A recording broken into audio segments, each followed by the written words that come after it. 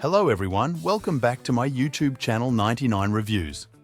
In this video, I am going to solve the problem of battery percentage not showing in iPhone after iOS update. In the latest iOS update, there is a problem of battery percentage not showing, so let's resolve this issue. First, you have to open Settings,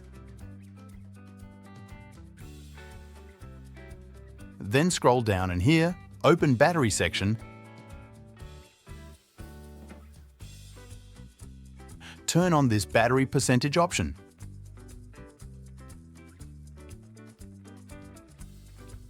Now you can see the battery percentage is back in the bar. This option is returned to default after the update, and you have to turn it on to solve battery percentage issue. So by this way, you can easily resolve your issue. That's it for the video. I hope you guys like this video. Don't forget to subscribe my YouTube channel 99 Reviews, and I will see you in the next one.